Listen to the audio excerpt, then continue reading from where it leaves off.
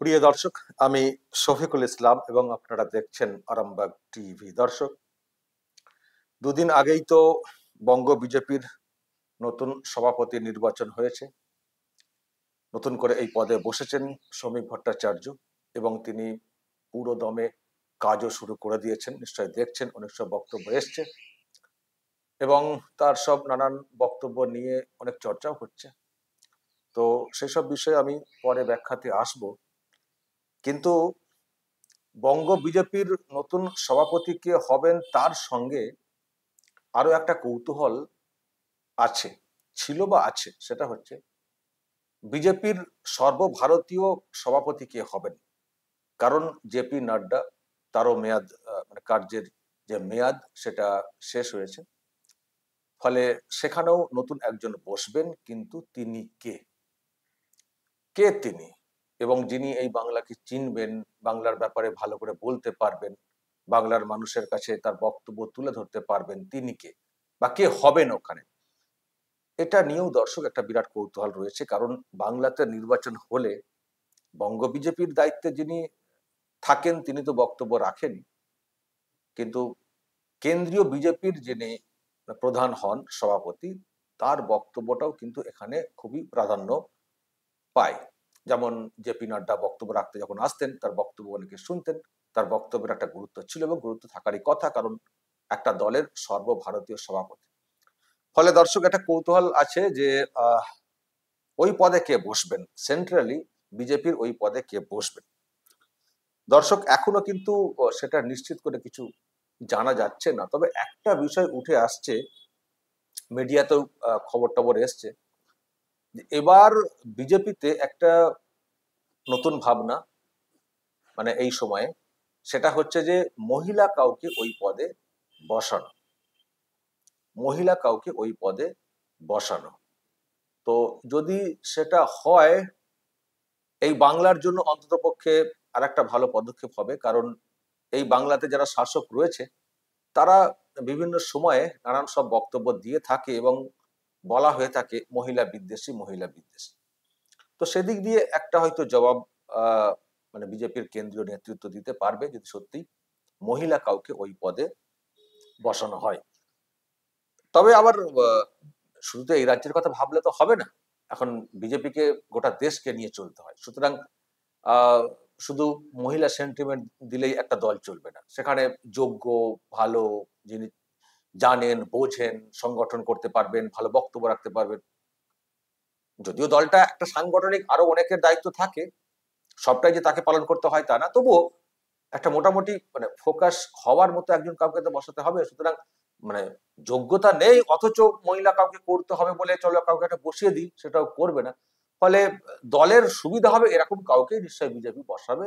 তো সেই জন্য মহিলা কাউকে বসানো হবে বলে যে প্রচারটা এসছে, ওটাই যে একেবারে নিশ্চিত সেটাও ধরে নেওয়ার কোনো কারণ নেই। হয়তো দেখবেন এটা জাস্ট খবরেই ভাসানো ব্যাপারটা, পুরুষ কেউ একজন ওই পদে বসে গেলেন, সেটাও হয়তো হতে পারে।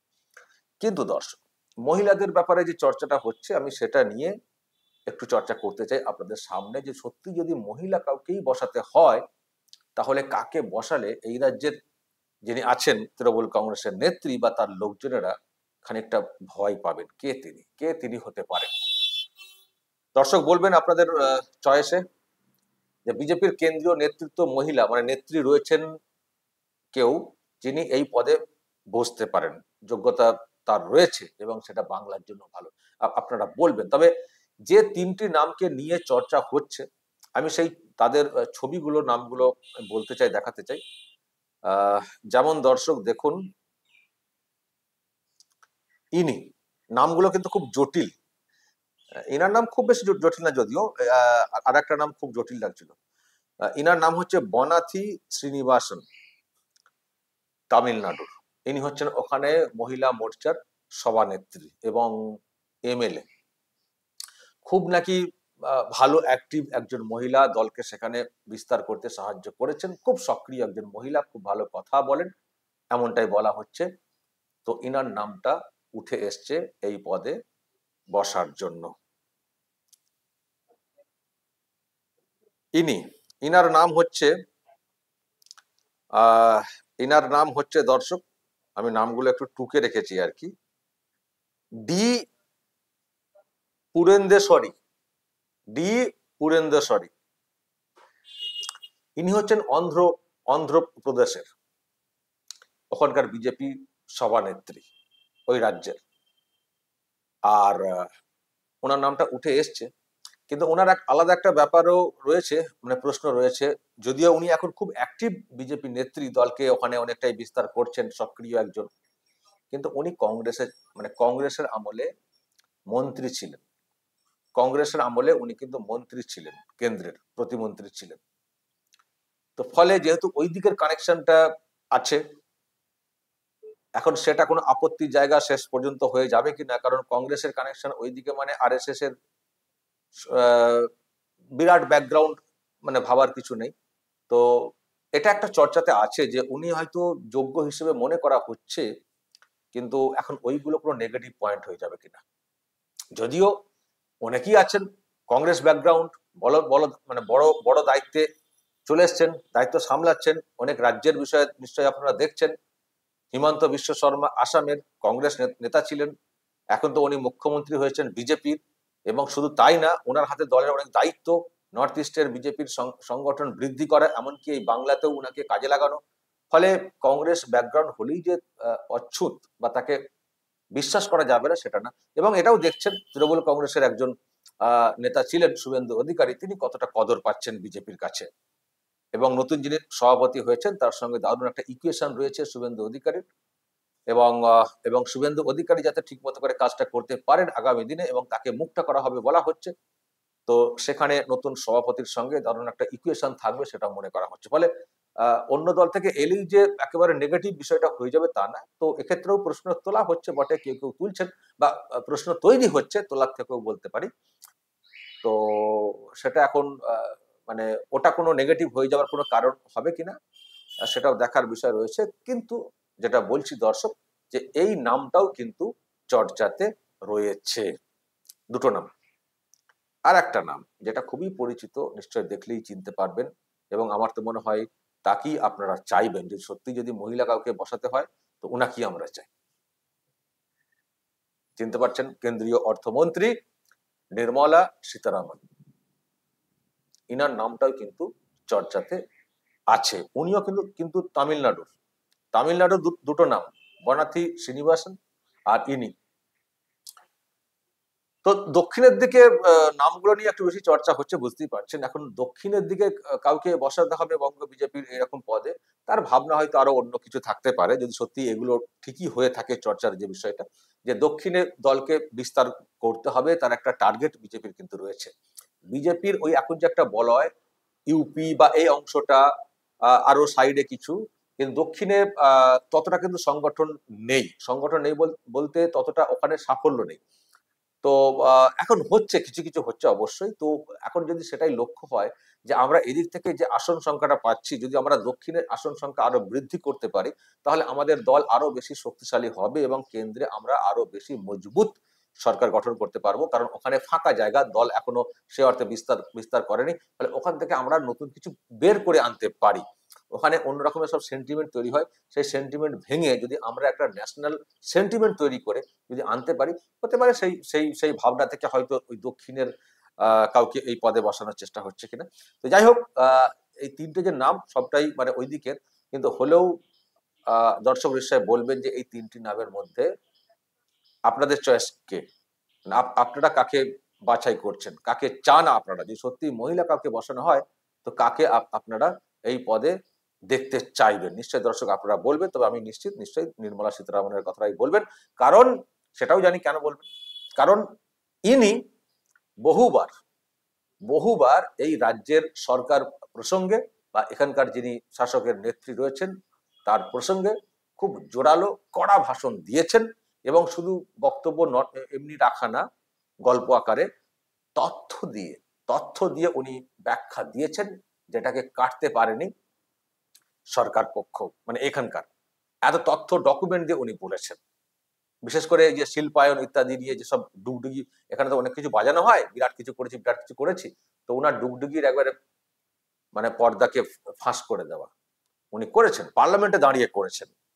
আমি দর্শক একটা বক্তব্য শোনাই, তাহলেই বুঝতে পারবেন কতটা জোরালো বক্তব্য উনি রেখে থাকেন এবং বাংলাতে যা সব চলছে, দুর্নীতি, জব কার্ড, ভুয়ো জব কার্ড, সেই সব নিয়েও প্রশ্ন অনেকবার তুলেছেন। আমি একটা বক্তব্য জাস্ট শোনাই। মানে এই পার্লামেন্টে যারা যান আর কি, ওখানে অন্যদেরকে জব্দ করে দেওয়ার হয়তো চেষ্টা হয়ে থাকে, কিন্তু যখন নির্মলা সীতারামন বক্তব্য রাখেন, ওনাকে জব্দ করা কিন্তু তৃণমূল কংগ্রেসের পক্ষে সহজ হয় না।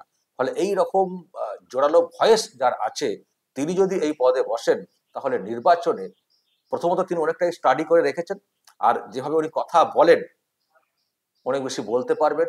বলতে পারলে তবেই তো সেটা লাভের একটা বিষয়। তো দর্শক একটু বক্তব্য শোনাই, উনি কি ধরনের বক্তব্য রাখেন পার্লামেন্টে।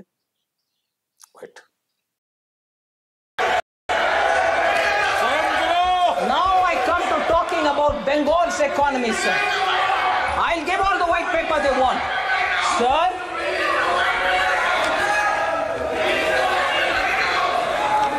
West Bengal's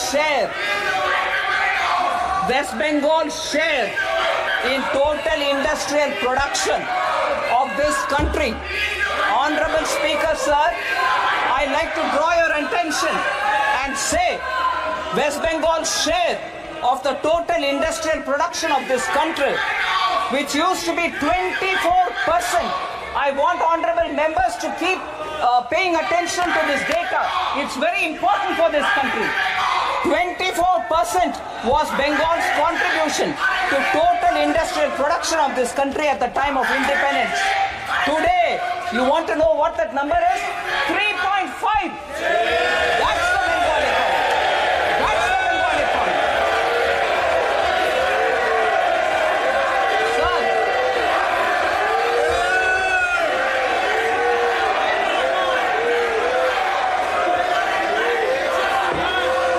Sir, there's been a downward trend in the gross capital formation. In 2010, West Bengal accounted for 6.7% capital formation in India. Now it accounts only for 2.9%. They want a white paper, I'll give a white paper. I will definitely give a white paper. This is the performance of Bengal's economy, sir. দর্শক শুনলেন, এইভাবে উনি পরিসংখ্যান দিয়ে, তথ্য দিয়ে কথা বলেন বাংলার সম্পর্কে। তো এরকম জানা একজন কেউ যদি সত্যিই কাউকে বসাতে হয়, যদিও আমরা খুব বেশি চিনি না, আরো আরো আরো যে দুটো নাম বললাম খুব বেশি চিনি না, আমি জানি না আপনারা চেনেন কিনা। তো আমরা যাকে সব থেকে বেশি চিনি, কথা বলতে দেখেছি, এবং মানে বাংলার কথা উঠলেই উনি যেভাবে মানে গর্জে ওঠেন, তো সেই হিসেবে বলতে পারি যে যদি সত্যি মহিলা কাউকে বসাতেই হয়, তাহলে আমার মনে হয় বাংলার নিরিখে আমাদের চোখে বলবো নির্মলা সীতারামন বেস্ট। দর্শক তাই তো, নাকি নাকি আপনাদের অন্য কোনো চয়েস আছে?